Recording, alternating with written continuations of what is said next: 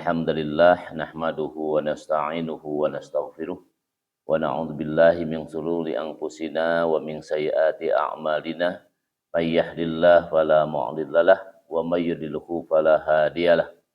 Asyhadu an la ilaha illallah wa asyhadu anna Muhammadan abduhu wa rasuluh. Allahumma shalli ala Muhammad wa ala ali Muhammad kama shallaita ala Ibrahim wa ala ali Ibrahim fil alamina innaka Hamidum Majid. Wa qala Allah ta'ala fil Qur'anil Karim, a'udzu billahi minasy syaithanir rajim. Bismillahirrahmanirrahim. Wa in kuntum ala safari wa lam tajidu katiban farihanum maqbudah. Sadaqallahul adzim. Al-ayah. Ibu dan bapak jamaah yang dimuliakan Allah, puji dan syukur kita memanjatkan hanya kepada Allah. Alhamdulillah pada pagi hari ini kita diberikan kesehatan, diberikan kemampuan oleh Allah sehingga kita bisa memenuhi salah satu undangan Allah dalam rangka melaksanakan sholat subuh berjamaah. Salawat dan salam semoga Allah tetap melimpahkan kepada Nabiullah Nabi Muhammad Sallallahu Alaihi Wasallam, kepada keluarganya, kepada sahabatnya, kepada tabi'in, sampai kepada kita semua yang insya Allah berusaha mengikuti jejak dan langkah beliau. Hadirin jamaah yang dimuliakan Allah, saya pada kali ini masih meneruskan pembahasan kita sebelumnya kaitannya dengan utang piutang, ya. Pada kajian bulan yang lalu kita sudah selesai mendefinisikan, mengidentifikasi hutang. Ya, boleh atau tidak boleh kita berhutang, lantas apa konsekuensi hutang, ya begitu. Apa konsekuensi kalau kita punya hutang? Kemarin sampai digambarkan oleh Rasulullah Shallallahu Alaihi Wasallam bahwa hutang itu, gitu ya, hutang itu akan senantiasa terkait, terhubung dengan ruh, ya, dengan ruh. Sehingga kalau orang meninggal dan hutangnya belum lunas, maka kata Rasulullah, ar-ruhu mu'allakun bidainihi hatta yaqda'uhu, bahwa ruh seseorang itu sangat terkait erat dengan hutangnya, hatta yaqda'uhu, sampai hutangnya dilunasi. Ya, itu yang kita pahami. Jadi kalau orang meninggal dan juga masih membawa hutang, maka ruhnya tidak bisa kembali kepada tempat yang semestinya. Padahal kita senantiasa menyebut kalau orang meninggal ya untuk beristirahat dan kembali kepada peristirahatannya. Nah, itu orang yang punya hutang nggak akan bisa istirahat. Ya, dan dia tidak ada dalam ketenangan. Nah, sekarang hutang itu kemarin kita bahas bisa terjadi bagi orang yang memang yang menghutangkannya itu percaya, gitu ya, yang menghutangkannya percaya. Pak Bagus, saya mau bahasa kita mah nyelang, ya, begitu, nyelang atau kita nyelang nalangan. Itu biasanya kalau guyonan nyelang atau nalangan mah urusan air, itu musim hujan. Kalau kemarau mah katanya tidak mikir-mikir talang. Nah, jadi kalau nyelang atau nalangan, nah itu bahasa-bahasa yang menunjukkan transaksi berhutang. Nah, kalau orang percaya ya ngasih saja. Ya sudah, ini 1 juta, kapan mau dikembalikan? Ya nanti minggu depan, gitu. Jadi kembalikan minggu depan. Nah, itu transaksi dan itu sempurna hutang itu. Ada orang yang menghutangkan, ada orang yang dihutangi, kan begitu. Nah, ada itu ma'qud alaihnya, yaitu barang atau harga hutangnya, keluarlah angka 1 juta dan akan dikembalikan minggu depan. Selesai. Jadi sempurna sudah hutang itu menurut rukun akad, dan itu terjadi hutang. Nah, ada orang yang dalam berhutang itu tidak percaya. Begitu ya. Ada orang yang berhutang itu tidak percaya. Jadi kalau dalam kasus tadi yang saya sebutkan misalnya, Pak Bagus, saya mau nyelanglah artos 1 juta. Oh, boleh Pak Asep. Tapi gimana ya katanya? Gimana? Ya kalau saya kasih uang 1 juta pinjaman, boleh saya kasih karena uangnya ada. Tapi bisa nggak Pak Asep ini menyimpan sesuatu di Pak Bagus? Nah, kan ini ketidakpercayaan tadi itu ketidakpercayaan yang dibolehkan. Begitu, yang dibolehkan artinya hutang itu akan terjadi, tetapi harus ada barang jaminan. Kira-kira senilai 1 juta mau dikonversi ke apa? Ya sudahlah, HP-nya simpan di saya ya. Nah, jadi HP saya disimpanlah di Pak Bagus 1 minggu. Dikala hutang itu diiringi dengan jaminan, maka istilahnya jadi berubah. Sudah bukan hutang saja, karena ada jaminan. Maka di dalam Al-Quran itu disebutkan dengan ar-rohan. Gitu ya. Nah istilahnya berubah. Yang kemarin kita menemukan beberapa istilah ya dalam hutang. Satu, dainun, ya begitu. Yang kedua, qard, begitu. Ya, dainun, qard.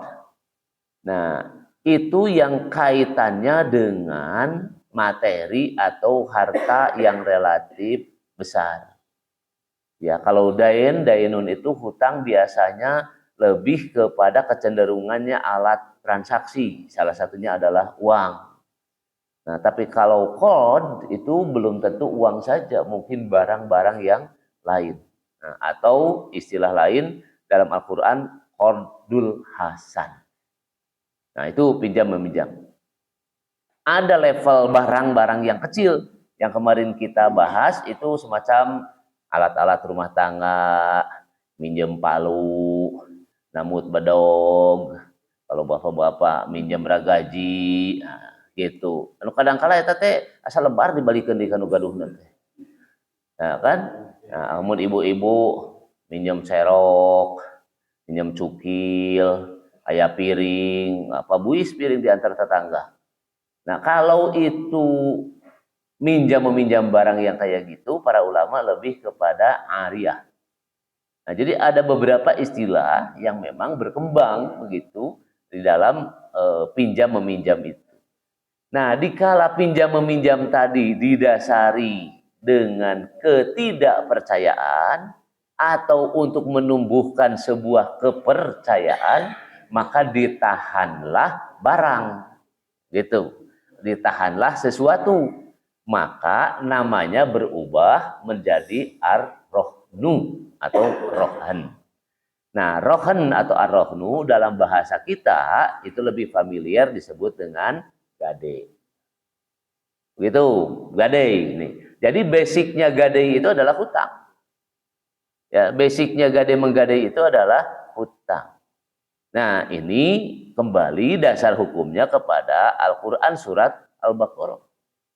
Ya, wa in kuntum ala safarin, dan kalaulah keadaan kamu itu sedang di perjalanan, walam tajidu katiban, dan tidak mendapatkan orang yang bisa mencatatkan hutang itu, nah, farihanum maqbudoh, maka tahanlah begitu barang jaminan itu maqbudoh.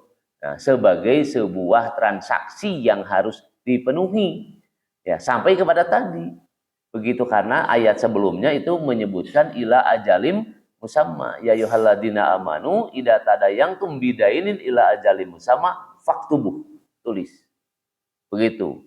Nah, itu selesai yang kemarin ya, dain begitu. Apabila kita transaksi dengan tidak tunai, tulis ya, ditulis. Nah, jadi apalagi kalau tukang jualan, tukang dagang, ya. Nah, itu tidak bisa mempergunakan ingatan saja. Karena suatu waktu lupa.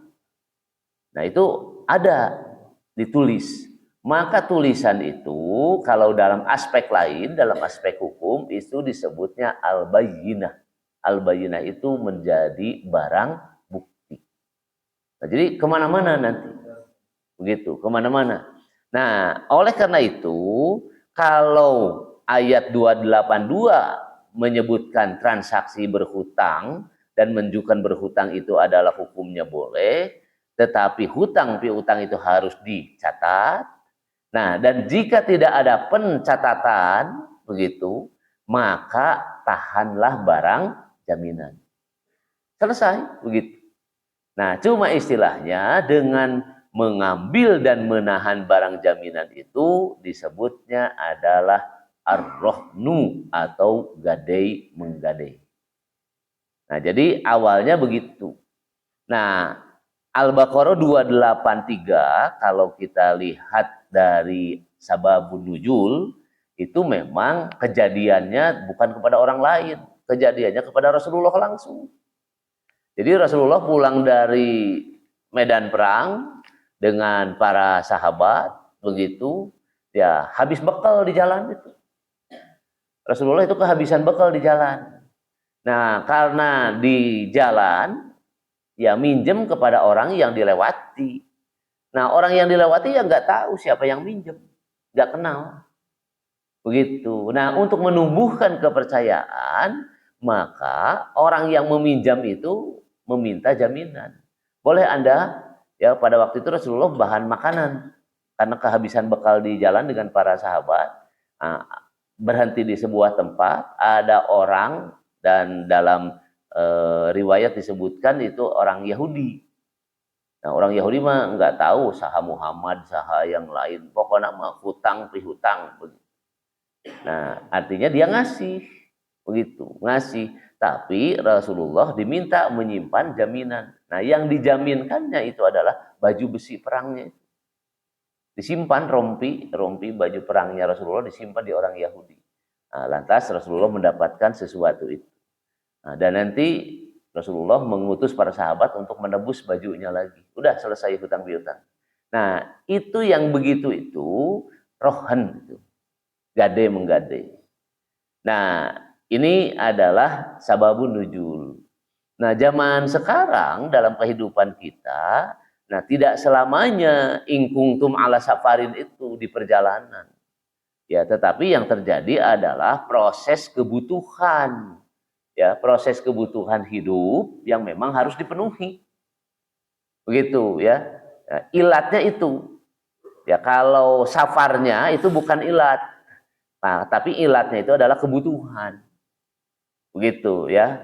Ilat itu adalah kebutuhan. Jadi bisa di perjalanan ataupun bukan di perjalanan. Kalau memang ada kebutuhan yang mendesak, ya boleh orang meminjam.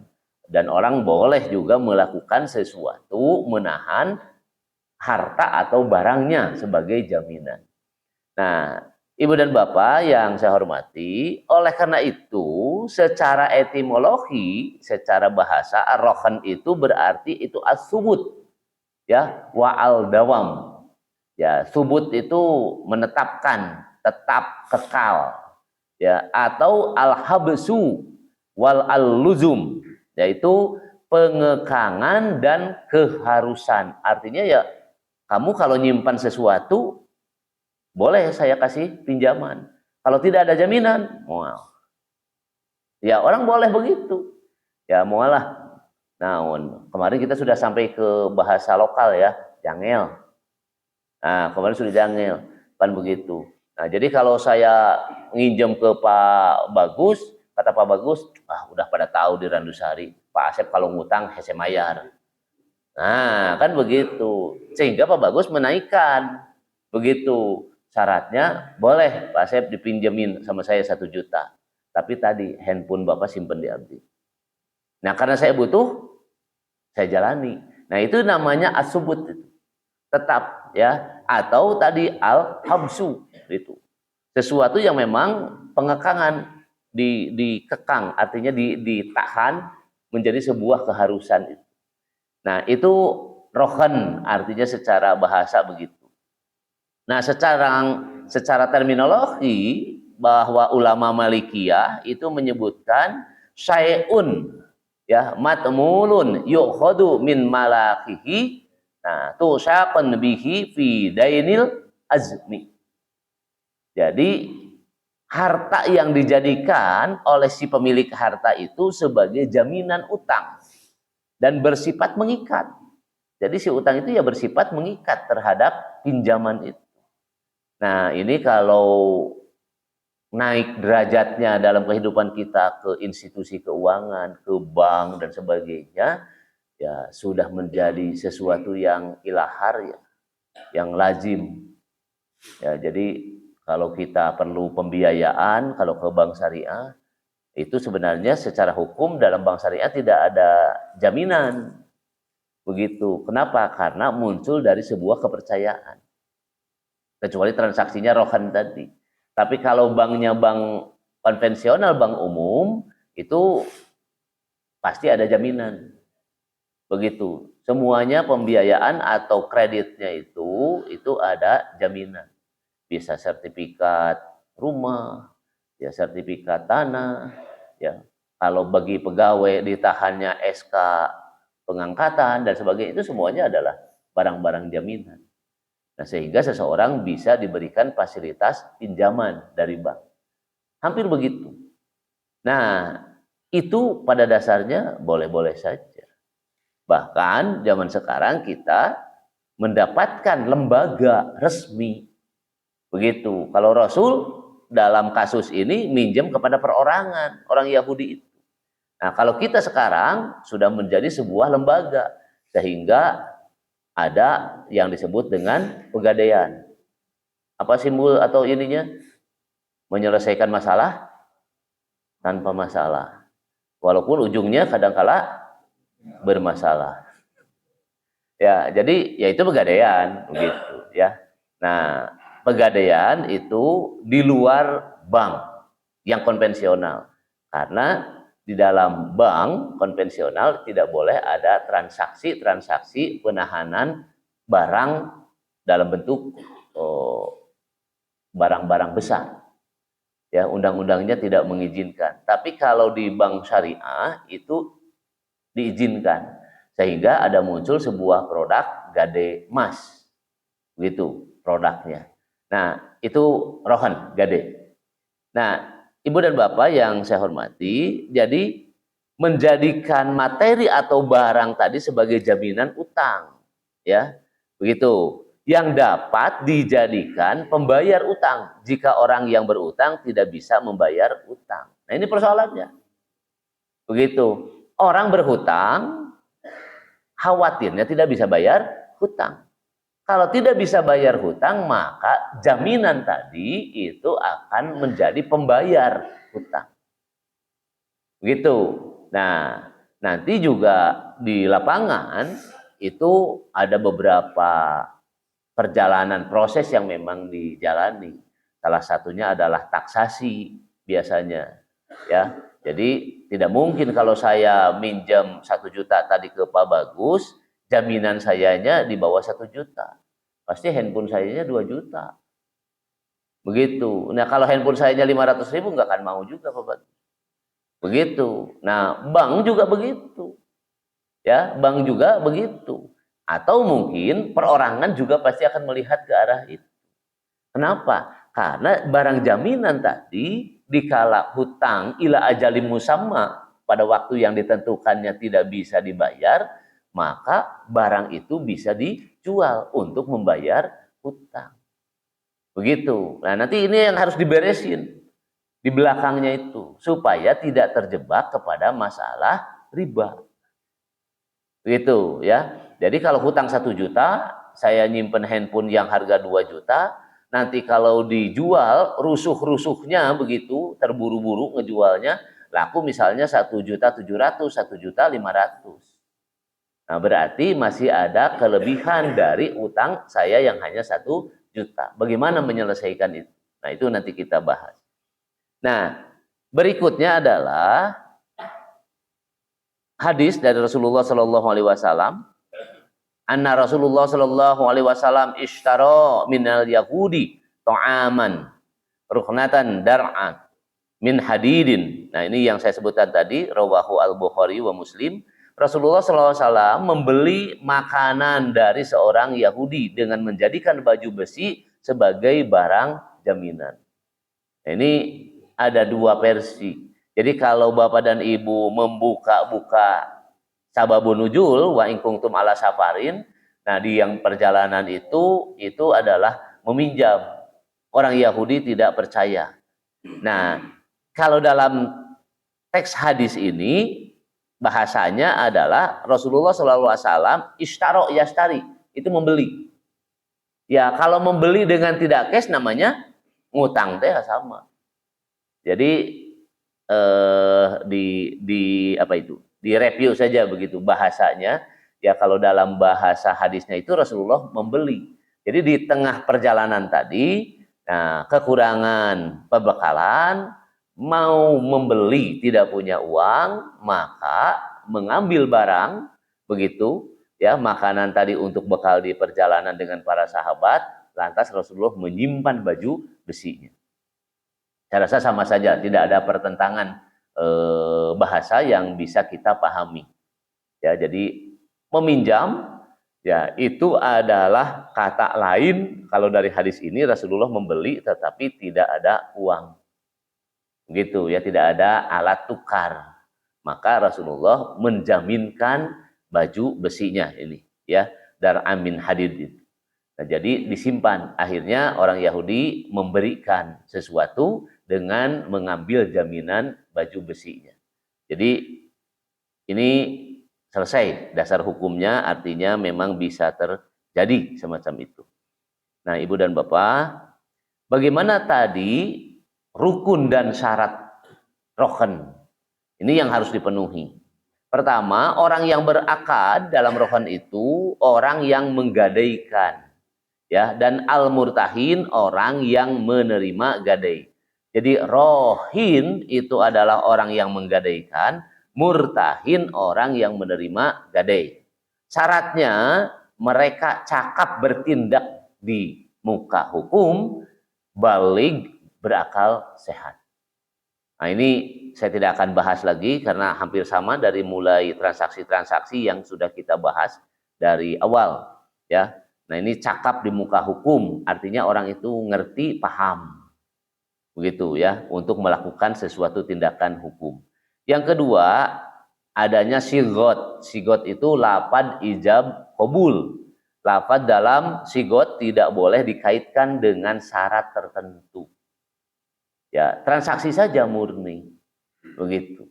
Ya, kalau dikata Pak Bagus, boleh saya dikasih pinjam, Pak, saya dikasih pinjam 1 juta, begitu. Jaminannya HP, nah, tapi begitu. Saya minta tolong yang lain. Apa misalnya? Nah, ada lagi syarat yang diajukan oleh Pak Bagus. Nah, itu tidak boleh. Jadi transaksi-transaksi apapun, bukan saja gade, itu tidak boleh dikaitkan. Begitu ya, tidak boleh dikaitkan dengan syarat-syarat yang lain yang tidak ada hubungannya dengan transaksi jual beli atau gade itu. Begitu ya. Nah, jadi kalau saya mencontohkan misalnya ke mahasiswa, saya pinjam uang ke Anda atau jual HP kamu ke saya. Kalau tidak, saya tidak akan luluskan nilai kamu. Nah, namun hubungannya nilai sarang hutang. Nah, kan begitu. Kalau kata Pak Bagus, boleh Pak Asep, saya kasih pinjam, tapi saya harus ikut lewat ke depan rumah Pak Asep, tolong kasih jalan. Padahal tadi nanti ayah jalan, nah, kan begitu. Saya hubungan transaksi yang dilakukan itu dengan pemberian jalan. Nah, jadi tidak boleh mengkaitkan dengan hal-hal yang lain. Yang ketiga, hutang. Nah, adanya hutang itu namanya marhun. Jadi ada rohin, ada murtahin, ada marhun. Nah, syaratnya apa? Merupakan hak yang wajib dikembalikan kepada pemberi hutang. Jadi Selesai kemarin kita bahas, yang namanya hutang sekecil apapun itu harus balik. Jadi jangan menganggap sepele. Yang namanya hutang, pinjam meminjam itu harus balik.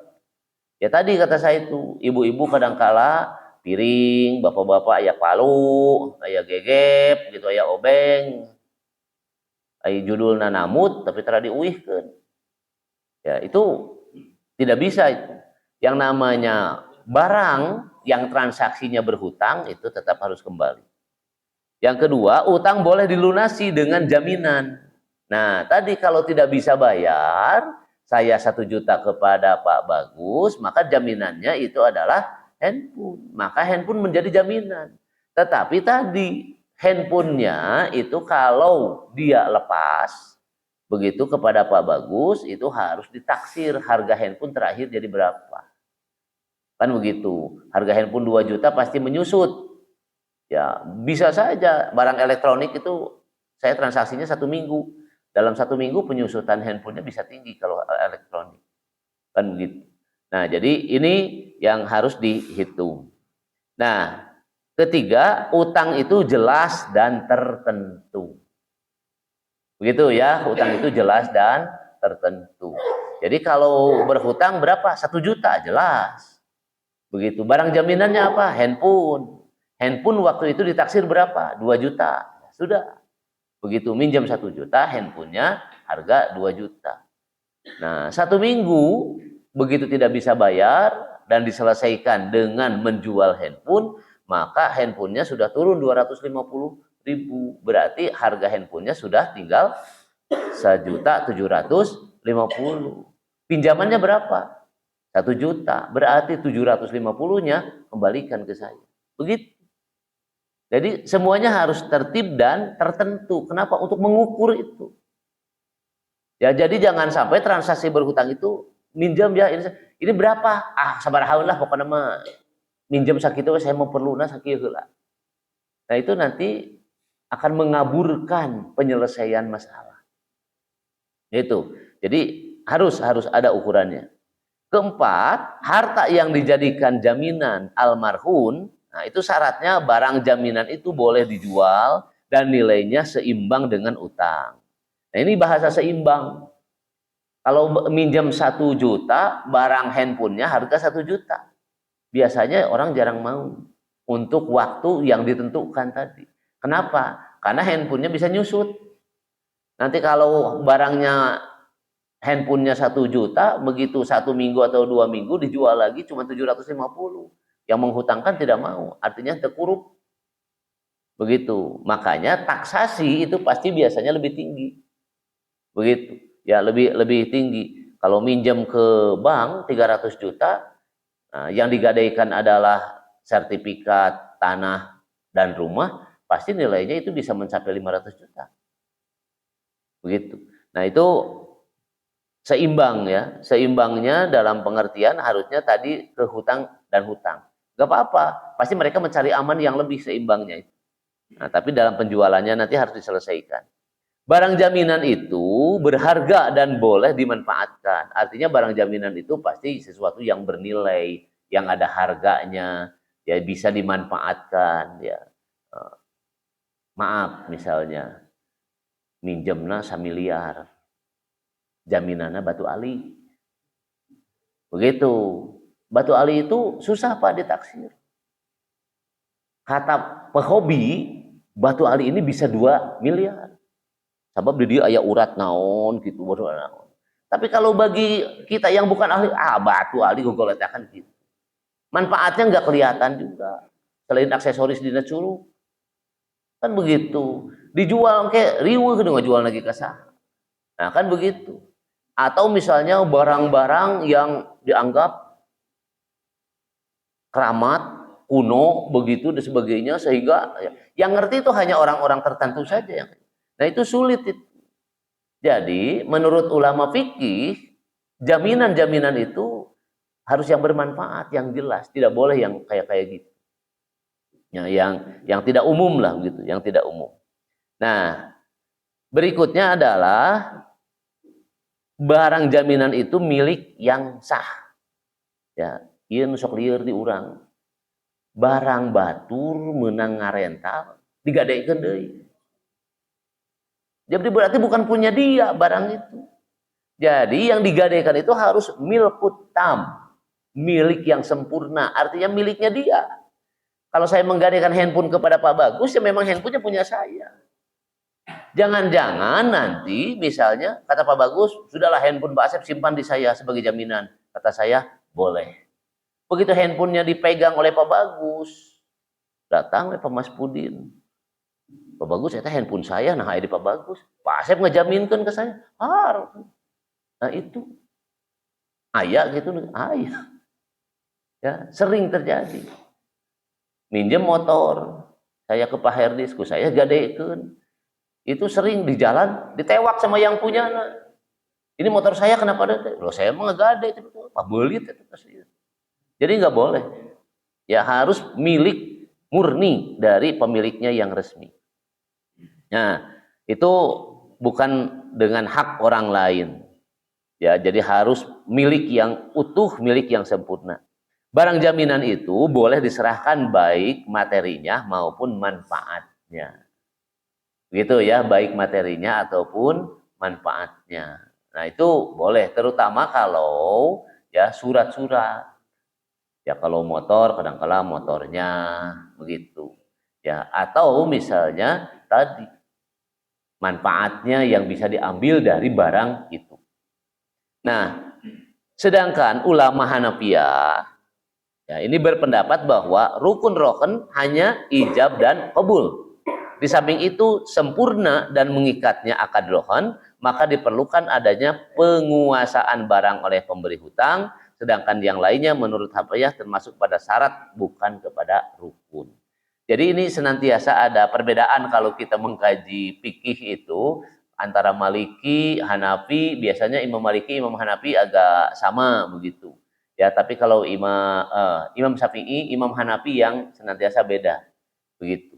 Nah, kalau dilihat dari backgroundnya, Imam Syafi'i itu memang Imam Syafi'i itu intelektual murni, ilmuwan murni Imam Syafi'i itu.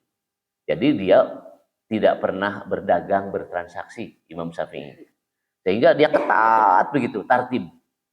Ya, kayak sholat gitu, rukun, ya syarat sah sholat kalau Imam Syafi'i itu tertib banyak begitu, rukunnya banyak, syaratnya banyak. Karena tujuannya ihtiyat, kehati-hatian. Imam Syafi'i itu senantiasa begitu. Nah, kalau kita nginduk kepada pendapatnya Imam Hanafi, seolah-olah longgar. Nah, dalam jual beli, Imam Syafi'i itu ya rukunnya bisa ada orang, ada barang, begitu, ada ijab kabul. Nah, ijab kabulnya juga disebutkan ada ijab, ada kabul, nomornya dibedakan begitu. Nah, karena seorang ijab dengan kabul itu berbeda menurut Imam Syafi'i. Nah, tapi kalau Imam Hanafi mah sudah saja yang penting ada ijab, ada kabul. Urusan barang tidak masuk rukun. Begitu, orang tidak masuk rukun. Nah, kalau tadi yang saya runut dari atas itu saya ambilnya versi Imam Syafi'i. Jadi Imam Syafi'i itu kalau orang teh saha. Saya pernah menyampaikan kalau anak kecil sah atau tidak sah, anak kecil bertransaksi jual beli, pinjam meminjam dan lain sebagainya. Nah, orang gila, aya orang gila anu jajan, aya, ya, tadi berege sih tukang dagang kadang-kala teu mayar ge teh dina naon. Ya kan begitu. Nah, kalau ada orang gila bertransaksi, ya begitu. Nah, ini mah orangnya normal, tidak gila, tidak apa. Tapi tadi ditekan sama saya, Pak Bagus tolong jual itu handphone Anda kepada saya. Lamun henteu geus putus we motong jadi babaturan deui. Akhirnya dijual. Berarti ridho henteu ngajualna? Kapaksa. Nah, jadi kalau Imam Syafi'i itu begitu kehati-hatiannya. Nah, kalau Imam Hanafi enggak lah, itu mah kembali saja kepada keumuman kumaha kebiasaan. Nah, kan begitu. Ya termasuk harga, ya harga enteh. Ya, ini juga kan bisa berbeda. Kita minumnya. Bikin teh manis di warung, nah, kan begitu harganya sabaraha 3.000, tapi umpamanya di hotel 15.000, nah kan begitu. Jajan kopi di kafe 25.000, kalau saya di RT 1 ngopi di Ceisah 3.000. Tidak boleh kita ngomong wah di hotel nipu harganya sekian, enggak. menurut Imam Syafi'i, Imam Hanafi itu ada urf, ada kebiasaan. Jadi nggak usah itu jadi rukun gitu. Kalau Imam Hanafi itu nggak usah jadi rukun yang kayak gitu. Itu kembali saja kepada kebiasaan di lapangan, gitu. Nah, Ibu dan Bapak yang saya hormati, ini adalah hukum-hukumnya nih, hukum rohon. Pemanfaatan barang gadai oleh rohon menurut jumhur ulama selain Syafi'iyah melarang. Ya, ini ar-rohin itu. Untuk memanfaatkan barang gadai atau jaminan, sedangkan ulama Syafi'iyah membolehkan sejauh tidak memadorotkan murtahin, tidak memadorotkan orang yang punya barang tadi. Nah, jadi judul besarnya begini saja dalam hukum-hukum rohan itu. Bagaimana hukum memanfaatkan barang jaminan, barang gadai. Boleh atau tidak boleh? Begitu. Karena ini ada hadis yang menyatakan kullu qardin jaron manfaatan bahwa riban. Itu setiap orang yang memberikan pinjaman qard itu jaron manfaatan bahwa riban, dan dia mengambil manfaat dari barang gadaian, maka hukumnya riba. Begitu. Nah, saya tadi meminjam kepada Pak Bagus 1 juta, saya menyimpan ke Pak Bagus itu handphone. Pertanyaannya, handphonenya boleh dipakai nggak? Kan begitu. Kalau handphone saya dipakai, maka itu riba hukumnya bagi Pak Bagus. Karena status handphone itu adalah hanya jaminan. Tidak memberikan izin untuk dipakai. Simpen. Selama 1 minggu sebelum saya bayar, tidak boleh diapa-apakan, simpan saja. Nah, jadi ini berkembang pemahaman tentang itu. Nah, nanti kalau dinaikkan kepada barang-barang lain yang biasa terjadi dalam kehidupan kita, di lingkungan kita, ngagadekeun motor, minjem, nyimpen motor. Motornya ditahan sama orang yang punya uang. Nah, boleh nggak? Boleh. Tapi motor itu harus disimpan. Karena statusnya adalah barang jaminan. Nah, kalau di kita bukan. Sudah gitu diambil terus dipakai, nggak dipakai di ngojek gede. Nah, kalau yang meminjam itu adalah tukang ojek, motornya diambil sama yang punya uang, dia tidak bisa ngojek. Pertanyaannya, iraha kabayar eta hutang? Nggak bakalan. Loncat, kasusnya sekarang di pedesaan, ngagadekeun sawah. Sawahnya berarti diambil sama yang punya uang, digarap sama yang punya uang. Panen. Padahal tadi anu ngagadekeun teh peryogi artos ngutang teh. Nah, dan kehidupan dia itu dari penghasilan sawah. Salirana ge moal kabayar eta hutang sawah. Ujung-ujungna lepas. Padahal harga sawah dengan hutangna teu sebanding. Riba. Jadi itu tidak boleh. Nah, ini satu sisi, awas, tujuan kemarin adanya diperbolehkannya pinjam meminjam itu dasarnya adalah ta'awun, tolong menolong. Tapi begitu masuk ke kasus menjadi rohan gade menggade, itu menjadi unsur bisnis. Itu yang tidak boleh. Yang namanya rohan itu masih sama basicnya itu dengan adain, yaitu pinjam meminjam. Dan pinjam meminjam fisiknya itu adalah ta'awun, tolong menolong. Jadi menurut pemahaman para ulama fikih, tidak boleh kita mencampur adukan tujuan menolong yang nirlaba, tidak mencari keuntungan, dasarnya hanya menolong, jangan dicampur adukan dengan keinginan mendapatkan keuntungan. Gitu, ya. Nah, ini yang suka bercampur. Nah, di kita itu ngagade, tapi tujuannya ingin menguasai barang gadean dan syukur-syukur eta anu minjem henteu bisa nebus. Supaya ieu sawah salilana menjadi milik dia. Nah, itu berarti tujuan menolongnya ditunggangi dengan unsur bisnis. Jadi sudah tidak murni lagi. Dan itu tidak boleh. Jadi bukan tidak boleh bisnisnya. Kalau dalam Islam, kalau mau bisnis, bisnis. Kalau mau nolong, nolong. Tidak boleh itu dua akad untuk satu objek peristiwa. Ditumpangi dengan hal-hal semacam itu. Itu nggak boleh. Nah, jumhur ulama selain Hanabilah, ya kelompok Hanabilah itu kelompok Imam Hambali, juga berpendapat bahwa murtahin tidak boleh memanfaatkan barang gadaian. Kecuali bila rohan tidak mau membiayai barang gadaian tersebut. Nah, ini jenis barangnya yang membedakan. Kalau Pak Entang itu di Sumedang, nu digadeikeuna sanes sawah, sanes motor, doma. Nah, domanya dibawa sama yang menggadai. Nah, pertanyaannya, ari doma upami ku urang ditahan, disimpen nang di kumaha, hirup. Berarti sudah ngasih uang pinjaman, ayeuna dipasihan deui jaminanna doma. Domana kudu diparaban. Kan ripuh. Tos nulungan ku artos. Ayeuna nahan doma, domana kudu diparaban. Nah, jika begitu menurut para kelompok Imam Hanbali ini, jika yang digadaikan barang-barang anu kudu aya perawatan lah begitu, kalau bahasa kita itu harus ada perawatan dan sebagainya, maka boleh mengambil manfaat dari barang gadaian itu. Kan begitu. Nah, kalau dulu di masyarakat Arab itu biasanya kalau kambing domba yang kayak gitu itu adalah domba-domba perahan yang bisa diambil susunya, yang biasa dijaminkan itu. Jadi selama si kambing itu ditahan sama orang yang menggadainya ya atau murtahinnya tadi, maka dia ngasih makan dan dia mengeluarkan biaya untuk itu, maka diperbolehkan mengambil manfaat. Apa yang manfaatnya? Meras susu dari si kambing. Nah, kan begitu. Nah, ini karena ada biaya untuk mengurus itu. Gitu.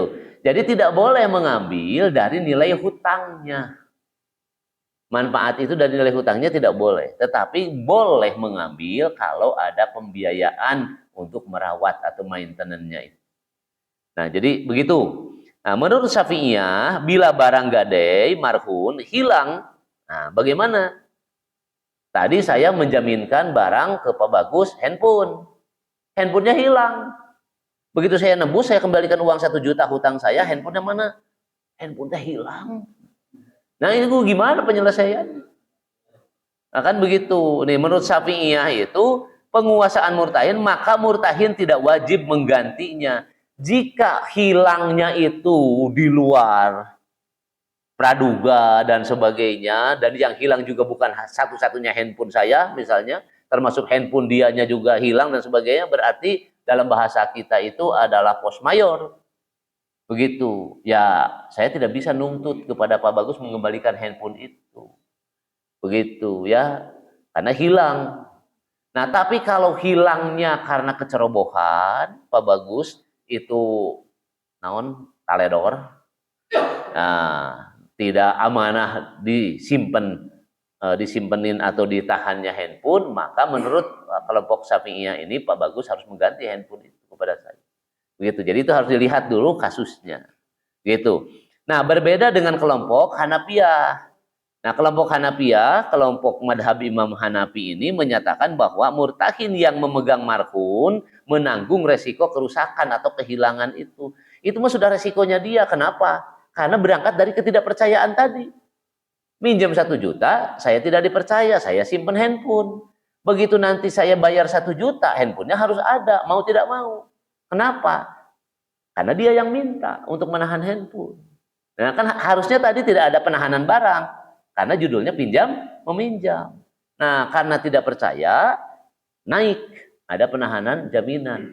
Oleh karena itu menurut kelompok Hanafi, apapun resiko yang terjadi, barang handphone itu adalah dalam penguasaan Pak Bagus.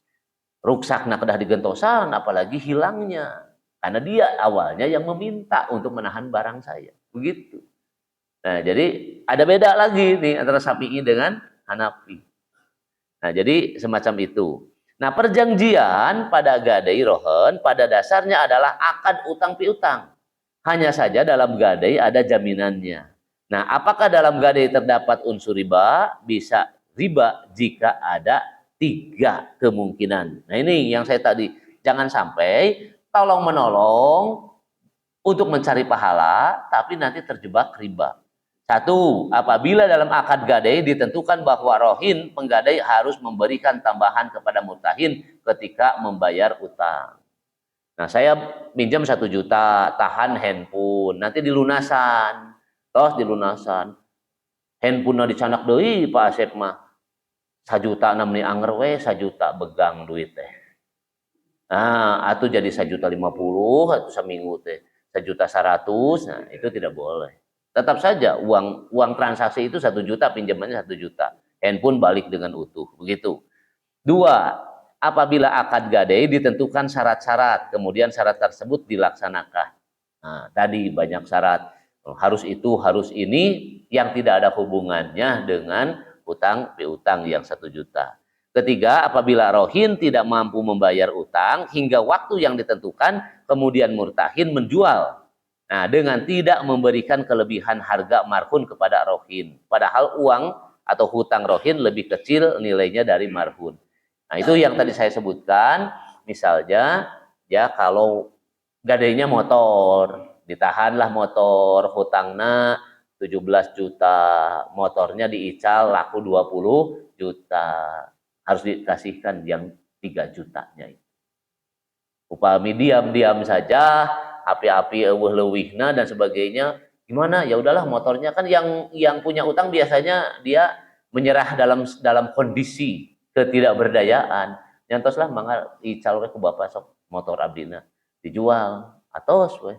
Pak atos, ya udahlah, pokoknya mah lunas hutang Anda ke saya, motornya dijual. Padahal motornya laku 20 juta, ari hutangnya 17 juta. Nah, kalau yang 3 jutanya tidak dibuka, nah, kepada yang menggadaikan tadi, maka itu hukum yang 3 jutanya jadi riba. Harus dikembalikan karena minjamnya juga 17 juta. Tidak boleh mendapatkan keuntungan dari penjualan barang itu. Ya. Nah, di bank lelang-lelang semacam itu makanya lelang-lelang terbuka. Nah, kalau memang harganya begitu ada lebih ya harus dikembalikan. Cuma biasanya bank tidak terbuka, tapi daripada tidak terbayar uangnya macet, biasanya bank jual di harga yang minim. Makanya kalau dapat lelang-lelangan itu harganya minim. Begitu. Yang penting dia mah ukurannya adalah hutang.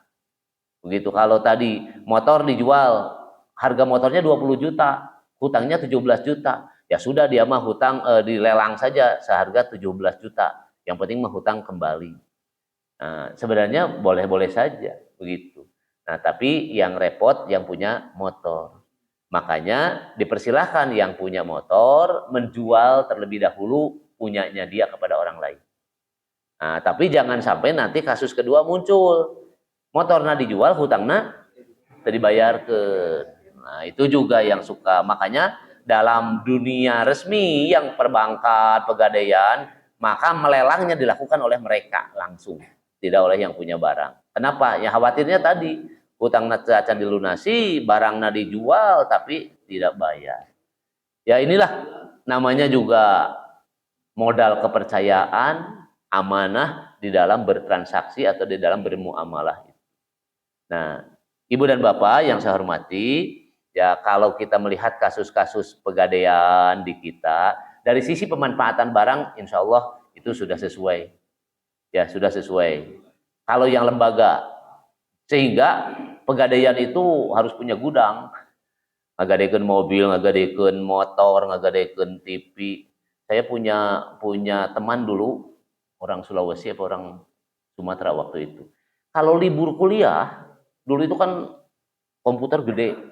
Di kosan Pak Lukman takut hilang. Lagian dia mau pulang gak punya duit ongkos. Pergi dia mah ke pegadaian ke Cikudapat. Gadaikan, pulang dia. Nah, jadi kata dia itu, saya pulang tenang. Tidak takut komputer di kosannya ada yang nyuri. Nah, nanti pulang lagi dari kampungnya ke sini tebus lagi. Nah, Pegadaian nggak pernah memakai barang gadaiannya itu. Juga komputernya dioprek-oprek itu. Kalau motor dipakai ku pegawai Pegadaian nggak ada. Artinya pada amanah dari sisi pemanfaatan barang.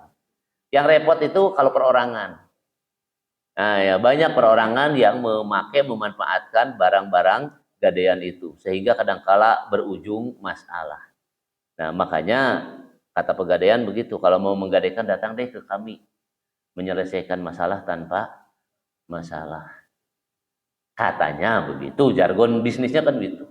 Ya, walau alam bisawab. Pas jam 6 tong panjang teh. Mah enggak dong, Mak.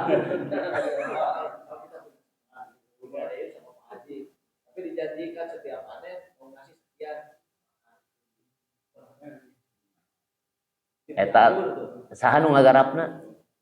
Ngagarapnya yang punya sawah. Yang punya sawah. Tidak boleh. Tidak boleh dan tidak ada kaitan dengan hutang. Ya, kecuali kalau membayar itu sebagai pengurang hutang. Begitu, sebagai pengurang hutang. Meminjam uang, misalnya meminjam uang 5 juta. Nah, kan begitu.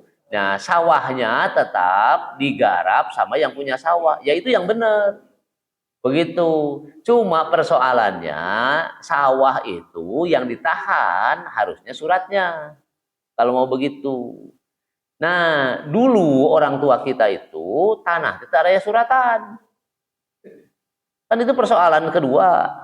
Ngagadekeun sawah tapi naon anu bade ditahana. Sertifikatna teu aya teu gaduh. Kan begitu. Nah, kadangkala orang lemur mah sampai sekarang juga saya ya cukup SPPT. Nah, SPPT mah urusannya dengan desa bayar pajak, bukan menunjukkan kepemilikan. Nah, sehingga karena surat tidak ada, yang ditahan adalah sawahnya. Begitu. Nah, kalau yang ditahan sawahnya, yang punya sawah jadi tidak bisa menggarap sawah. Kan begitu. Kalau dibiarkan itu diurus eta sawah, gamrung oge, jadi mubazir. Nah, dibicarakanlah gitu ya. Dibicarakanlah dengan baik-baik begitu. Dibicarakan dengan baik-baik ya, kecuali kalau orang yang menggadainya itu biasanya orang punya. Jadi yang menggarap sawahnya adalah pekerjanya, bukan yang punya sawahnya. Jadi yang apik lah begitu, apiknya itu apa? Supaya tidak masuk kepada jebakan-jebakan di mana transaksi utang piutang itu akhirnya menggeser kita membawa kepada riba. Gitu, membawa kepada riba. Nah, jadi sayang begitu nilai ibadahnya yang tadi tahun malah jadi hilang. Nah, malah menjadi petaka kalau begitu. Itu karena kita terseret kepada masalah riba. Ya, begitu. Atau cekap? Mangga, Pak. Ya. Nah, jadi karena tidak boleh mengambil manfaat dari barang gadaian, maka yang punya barang harus mengeluarkan biaya. Misalnya sekarang saya contoh yang formal. Tadi gadai emas. Bapak datang ke bank ya, dengan perlunya uang, maka disimpanlah emas misalnya 50 gram. Nah, emas disimpan 50 gram itu harus aman karena tadi konsekuensinya menurut Imam Syafi'i, Imam Hanafi, siapa yang bertanggung jawab untuk mengamankan emas 50 gram itu. Nah, kalau di bank maka emas itu disimpan di safety box misalnya, di apa dan sebagainya. Nah, supaya aman. Nah, karena itu supaya aman, bank itu harus membeli safety box. Bank harus menyediakan ruangan yang aman. Bank harus menggaji satpam yang 24 jam itu harus menyatakan aman. Semua, padahal tadi bank nolong kita, memberikan pembiayaan, tapi bank tidak boleh rugi karena ngurus emas yang kita titipin itu. Maka bank meminta biaya tentang perawatan emas itu kepada kita. Nah, itu boleh. Bukan memanfaatkan dari barang gadaian, dari emasnya, tetapi pengamanan emas aman itu mengeluarkan biaya. Maka dihitung per gram itu berapa kira-kira. Itu pasti manajerial sudah menghitung. Satpam digaji tiap bulan dan sebagainya. Nah, sama dengan pegadaian. Begitu. Pegadaian itu tadi harus punya gudang, harus punya pegawai pencatat dan sebagainya sehingga ada biaya. Biaya itu bukan dibebankan kepada utang. Yang tadi kalau saya misalnya minjamnya 1 juta, lantas harus mengembalikan menjadi 1,50 juta. Itu riba. Tapi kalau saya misalnya uang 1 juta itu, Pak Bagus handphonenya ditahan dan tidak mau di rumah, Pak Bagus nyewa lagi safety box 50.000. Maka seolah-olah nanti saya membayar 1 juta utang saya dan untuk mengambil handphone itu harus bayar 50.000. Jadi saya bayarnya 1,50 juta. Yang 50.000-nya bukan riba, tetapi itu biaya real untuk mengamankan barang jaminan. Jadi begitu Pak cara hitungannya di bank syariah itu. Nah, ya tidak boleh 1 jutanya tetap harus 1 juta. Utang itu tidak boleh jadi 1,50 juta.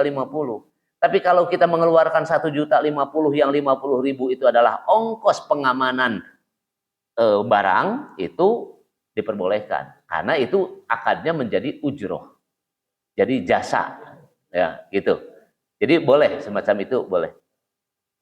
Ya sama dengan kambing tadi, ya kambingnya harus dikasih makan begitu, kalau tidak matilah si kambingnya gitu. Nah, karena ngasih makan maka kita boleh begitu mengambil manfaat dari kambing itu gitu.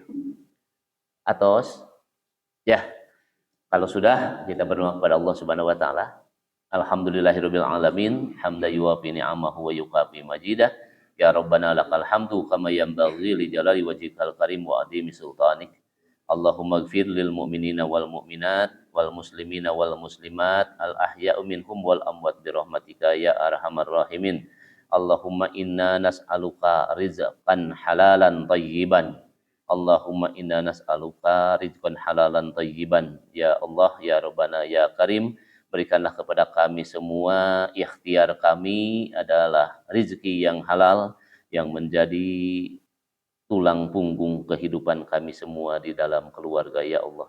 Allahumma ya Allah, ya Razzaq, apa yang kami lakukan di dalam bermuamalah, mohon bimbingan, arahan, sehingga kami tidak masuk kepada hal-hal yang Engkau larang, ya Rabbana. Rabbana hablana min azwajina wa dzurriyyatina qurrata a'yun waj'alna lil muttaqina imama. Rabbana faghfir lana dzunubana wa kafir 'anna sayyi'atina wa tawaffana ma'al abrar. Rabbana atina fid dunya hasanah wa fil akhirati hasanah wa qina adzabannar. Walhamdulillahirabbil alamin. Assalamualaikum warahmatullahi wabarakatuh.